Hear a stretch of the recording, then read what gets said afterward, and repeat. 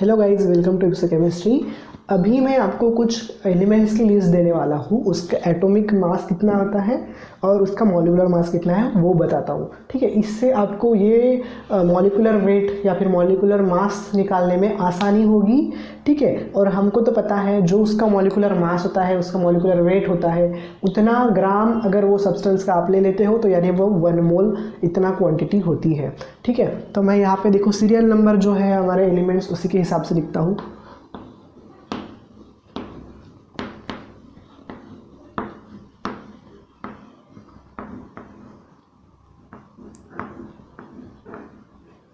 ठीक है, 10 में आपको ऐसे मिनिमम 30 एलिमेंट्स है जो आपको याद रखना है। ठीक है, अब एटॉमिक नंबर 1 किसका है? हाइड्रोजन का। 2 किसका है? हीलियम। ठीक है, lithium, beryllium, boron, carbon, nitrogen, oxygen, fluorine और नियॉन। ठीक है, ओके। अब देखो ये आपको याद रखना है, helium, hydrogen, helium, lithium, beryllium, boron, carbon, nitrogen, oxygen, fluorine, neon. ये 10 एलिमेंट हैं। उनका एटॉमिक नंबर, अगर आपको ये सीरीज़ याद है तो एटॉमिक नंबर याद करने की तो कोई ज़रूरत नहीं है। 1 2 3 4 5 6 7 8 9 10 यही है। अब इनमें से कुछ लोगों का आपको मॉलिक्यूलर वेट याद रखने की ज़रूरत है, उनका ही मैं आपको मॉलिक्यूलर वेट लिख के दूंगा। हाइड्रोजन का याद रखने की ज़रूरत है, 1 होता है। हीलियम का है 4 होता है। लिथियम का इसको याद नहीं रखोगे तो भी चलेगा। बेरिलियम का भी नहीं रखोगे तो बोरान का 11 होता है, याद रखो 10 या फिर 11। इसका 12 होता है। नाइट्रोजन का 14 होता है, इसका 16 होता है। ठीक है, सॉरी इसको मैं मॉलिक्यूलर वेट लिख लिया है, यहाँ पे एटॉमिक वेट लिखना है। ठीक है, ठीक है, याद रखो यहाँ पे एटॉमिक वेट है, मॉलिक्यूलर वेट नहीं है। ऑक्सीजन का हो गया। फ्लोरीन का जो होता है वो 19 होता है। ठीक है, नियॉन को जो होता है वो 20 होता है। उसका कुछ आपको इतना यूज़ नहीं होगा। ठीक है, इतना कुछ आपको यूज़ नहीं होगा। जो यूज़फुल है वो तो मैंने लिख के दिया है, शायद आगे पीछे हो गए हैं, मैं इससे नंबर से उसको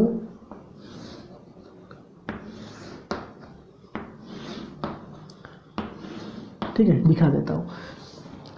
तो आपको इतने याद रखने हैं। पहले 10 एलिमेंट्स में इतने एटॉमिक वेट उनका कितना है वो आपको याद रखना है। ठीक है, तो गाइज पहले हमने 10 एलिमेंट देख लिए थे, अभी ये बाकी के 10 एलिमेंट हैं।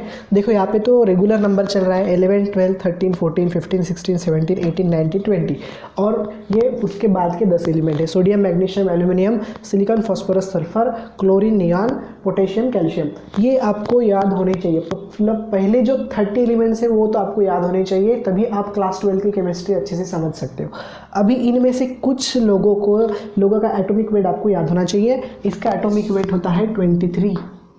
ठीक है, मैग्नीशियम का 24, इसका होता है 26 या फिर 27, इसका 28, फास्फोरस का 31। ठीक है, सल्फर का 32, क्लोरीन का 35.5।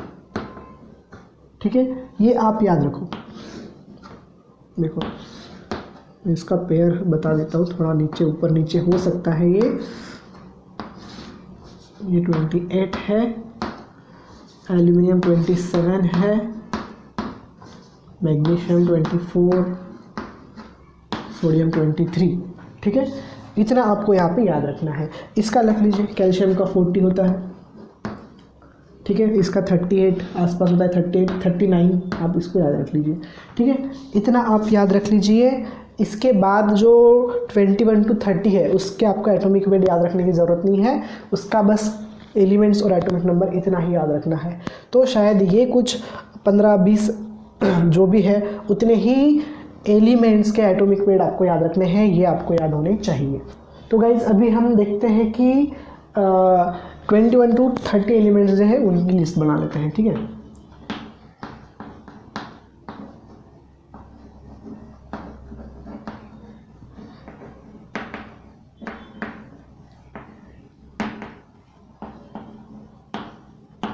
ठीक है, ये 21 to 30 elements, scandium, titanium, vanadium, chromium, manganese, ठीक है, iron, cobalt, nickel, copper, zinc, ठीक है, ये आपको याद होनी चाहिए। इनका एटॉमिक वेट याद रखने की कोई ज़रूरत नहीं है, इनका इतना ही याद रख लीजिए।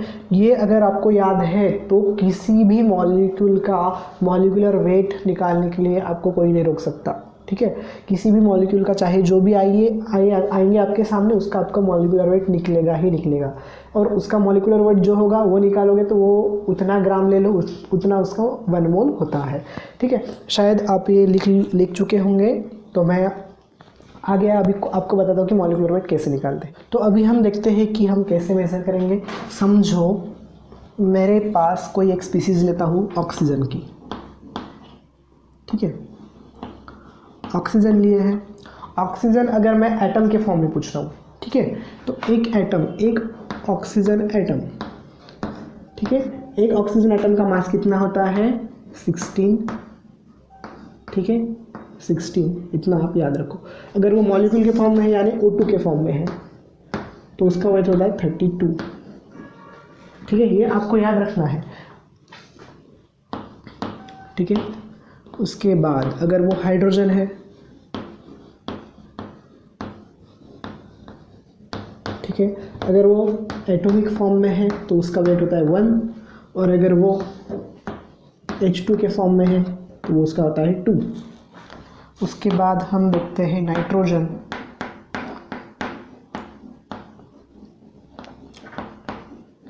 ठीक है, N, अगर वो अकेला है तो वो होता है 14, और अगर वो मॉलिक्यूलर फॉर्म में है तो वो होता है 28।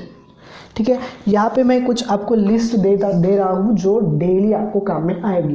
ठीक है, वो सबके नहीं बताऊँगा। ठीक है, जो हमको डेली लाइफ में यूज़ होगा या फिर डेली हम अब केमिस्ट्री पढ़ेंगे तो उसके लिए यूज़ होगा, उसका मैं आपको बताता हूँ। ठीक है, अभी हाइड्रोजन तो हो गया, अभी हम हीलियम ले लेते हैं। ठीक है, हीलियम ले लेते हैं, फिर लेते हैं बोरॉन ले लेते हैं। ठीक है, कुछ ऐसी चीज़ें जो नॉर्मली तुमको यूज़ होगी। ठीक है, हीलियम लेंगे, बोरॉन लेंगे, कार्बन लेते हैं, नाइट्रोजन तो ले लिया, ऑक्सीजन भी ले लिया, फ्लोरीन ले लेते हैं,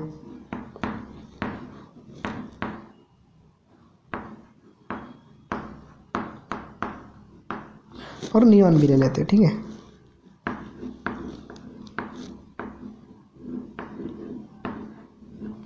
अभी देखो हीलियम वो अकेला ही रहना पसंद करता है, वो किसी के और के साथ नहीं रहेगा, अकेला ही रहेगा। मॉलिक्यूल में भी वो अकेला ही रहता है, तो उसका एटॉमिक वेट भी 4 है, मॉलिक्यूलर वेट भी 4 है। ठीक है, बोरॉन वो भी अकेला रहेगा, वो एटॉमिक वेट उसका 10 होता है। ठीक है, तो जो अकेले रहते हैं उसका मैं मॉलिक्यूलर वेट नहीं लिखूंगा, उसका मैं एटॉमिक वेट ही लिखूंगा। ये अकेला रहता है, या फिर B2 अगर है तो वो 20 होगा। ठीक है, या फिर किसी और के साथ वो कंबाइन हो सकता है। अगर किसी और के साथ वो कंबाइन है, ठीक है, अगर वो किसी और के साथ कंबाइन है तो तब हम देखेंगे कि तब मॉलिक्यूलर वेट कैसे निकालते हैं। अभी फ़िलहाल ये देखो, कार्बन अगर है, कार्बन अगर C1 है, अकेला है तो 12, और अगर C2 है तो वो होता है 24। फ्लोरीन है तो वो होता है 19, और अगर वो अकेला नहीं है तो उसका होता है 38। नियॉन है, अकेला ही रहेगा, 20, अकेला ही रहेगा। जो अकेले रहते हैं वो यहाँ पे नहीं लिखता हूँ मैं। ठीक है, तो ये अकेले रहते हैं, इसकी आप लिस्ट बना लीजिए। ये उनका वेट है, ये आपको याद होना चाहिए। अभी हम देखते हैं सोडियम जो है, सोडियम का हम 23 लेते हैं। ठीक है, पोटेशियम है, पोटेशियम का 40 या फिर 39 इतना होता है। ठीक है, उसके बाद फॉस्फोरस है, फॉस्फोरस का 31 होता है। एल्यूमिनियम है, एल्यूमिनियम का लगभग 27 होता है। ठीक है, तो इतना आप थोड़ा याद रख लीजिए। ठीक है, ये 9,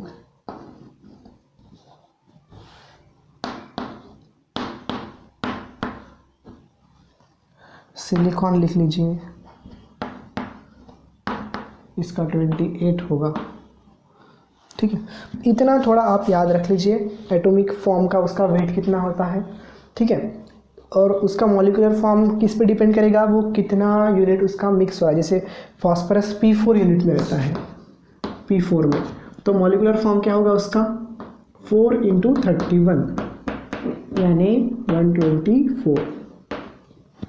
ठीक है, 124 इतना उसका मॉलिक्यूलर वेट हो जाएगा। अब ये आप इसका थोड़ा लिस्ट बना लीजिए, इसको याद नहीं रखना है फिलहाल, इसको बस लिस्ट बना के अपने पास रख दीजिए, मैं जब इसका काम आएगा तब आपको बता दूंगा। ठीक है,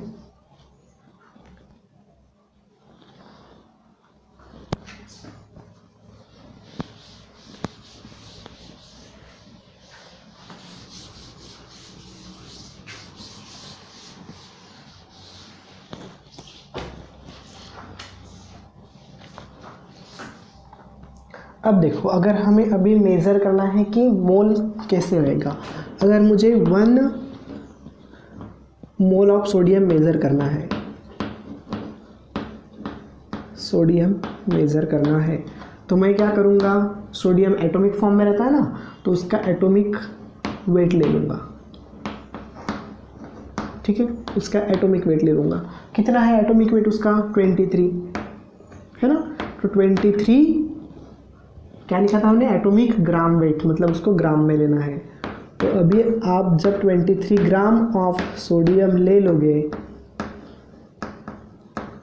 ठीक है, 23 ग्राम ऑफ सोडियम ले लोगे, यानी वो हो जाएगा 1 मोल, मतलब उसके अंदर 6.023 × 10⁻23 सोडियम एटम्स होंगे।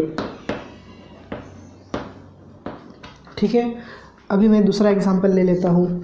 अगर मुझे 1 मोल ऑफ ऑक्सीजन लेना है, ऑक्सीजन मॉलिक्यूल लेना है, ऑक्सीजन मॉलिक्यूल है, ऑक्सीजन मॉलिक्यूल का फॉर्मूला क्या आता है O2, तो मैं क्या करूँगा O2, या फिर मैं एक तो 2 × ऑक्सीजन कर सकता हूँ, या फिर अगर आपको मॉलिक्यूल का डायरेक्टली उसका मास याद है तो वो भी चलेगा। O2 का कितना होता है बताओ, 32 होता है। तो 32 ग्राम जब आप O2, मतलब अगर वो सॉलिड के फॉर्म में है, वैसे तो O2 मॉलिक्यूल तो गैस के फॉर्म में रहता है, लेकिन आप बता सकते हो 32 ग्राम ऑफ O2 अगर लोगे तो वो 1 मोल होता है। 1 मोल यानी 6.023 × 10⁻23 O2 मॉलिक्यूल उसमें होंगे।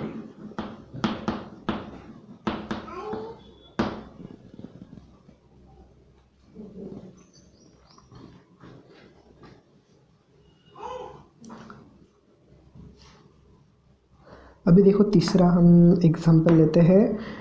तीसरा एग्जांपल मैं फास्फोरस लेता हूँ। ठीक है, 1 मोल ऑफ फास्फोरस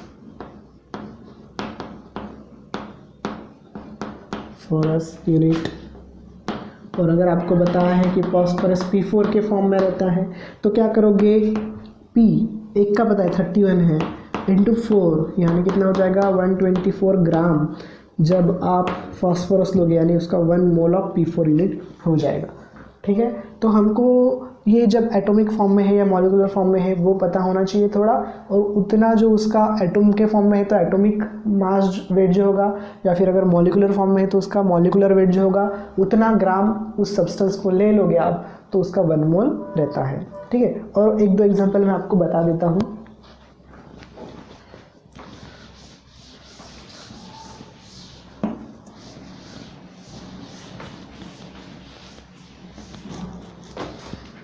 ठीक है, अगर आपको पूछा है 1 मोल ऑफ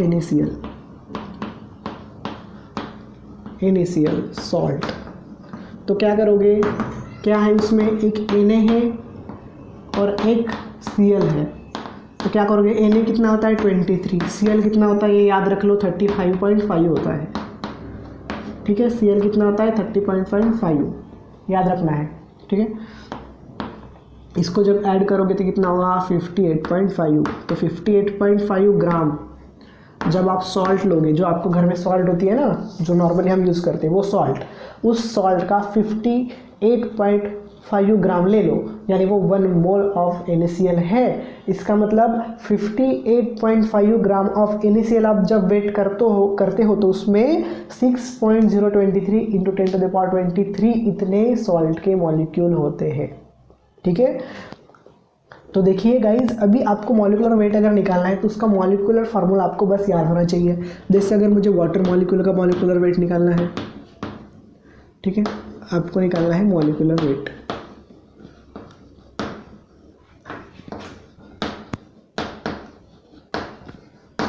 तो अगर वाटर का निकालना है तो वाटर का क्या होता है H2O।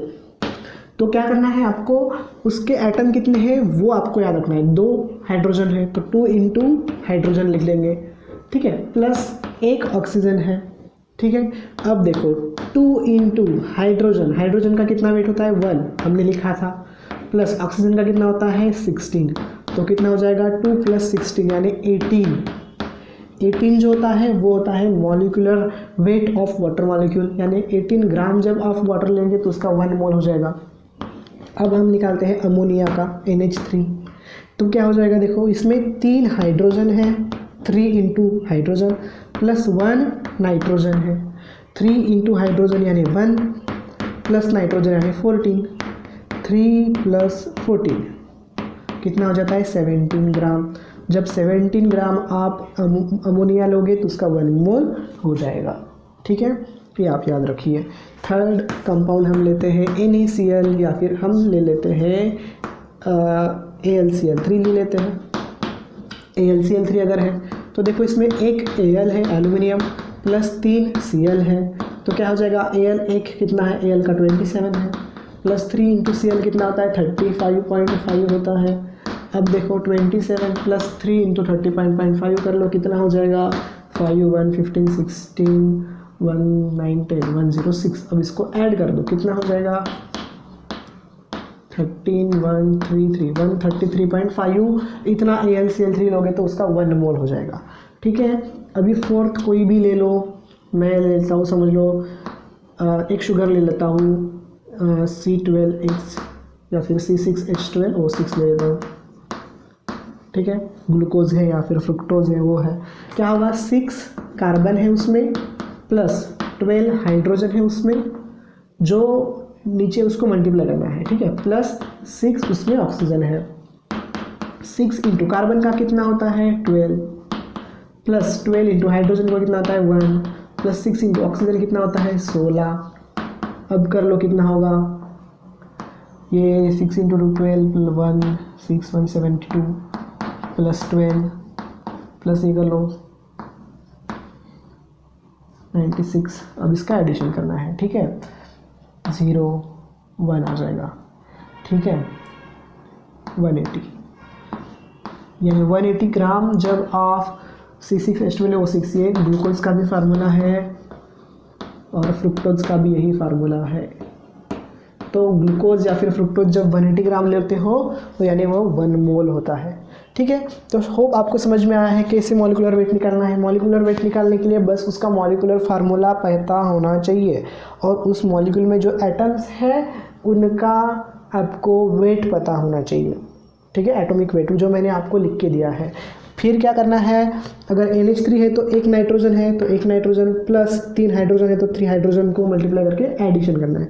ठीक है, फिर उनका जो एटॉमिक वेट है उसको हम वहाँ पे रख देते हैं, बस मल्टीप्लिकेशन एडिशन तो आपको करना आता है। फिर इस प्रकार से हम उनका मॉलिक्यूलर वेट निकालते हैं और जो भी मॉलिक्यूल है उसका जितना भी मॉलिक्यूलर वेट होगा उतना ग्राम लोगे तो वो 1 मोल होता है। ठीक है, शायद इतना मॉलिक्यूलर वेट आपको अगर याद आता, मतलब समझ में आता है तो समझ लीजिए आपका मोल कंसेप्ट बहुत अच्छे से समझ में आ गया है। ठीक है, लास्ट में मैं एक बार आपको मोल कंसेप्ट का जो एक समरी है वो बता देता हूँ और यहाँ पे हम मोल कंसेप्ट ख़त्म करते हैं।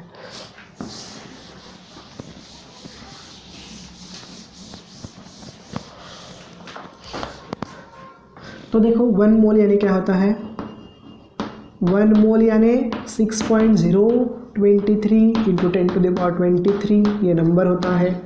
अगर आपके एटम्स है तो इतना एटम्स, अगर मॉलिक्यूल है तो उतना मॉलिक्यूल। ठीक है, ये हो गई इसकी क्वांटिटी। अगर वो गैस में है तो एट STP आपको कोई भी गैस का 22.4 लीटर लेना है, ठीक है। और अगर आपको वेट लेना है, अगर वो एटॉमिक फॉर्म में है तो उसका जो एटॉमिक वेट है वो ग्राम में ले लीजिए, जो उसका एटॉमिक वेट होगा, ठीक है, उसका उतना ग्राम ले लीजिए। या फिर अगर वो मॉलिक्यूलर फॉर्म में है, ठीक है, जो भी सब्सटेंस है वो अगर मॉलिक्यूलर फॉर्म है तो उसका मॉलिक्यूलर वेट निकाल लीजिए और उतना उसका ग्राम में ले लीजिए, तो वो 1 मोल हो जाएगा। इतना आपको याद होना चाहिए, ठीक है। होप आपको मोल कंसेप्ट क्या होता है वो समझ में आया होगा। और ऐसे ही अच्छे वीडियो अगर आपको देखना पसंद है और आपको अच्छे लग रहे हैं तो लाइक कर दीजिए और सब्सक्राइब कर दीजिए और अपने दोस्तों के साथ शेयर कर दीजिए। Thank you.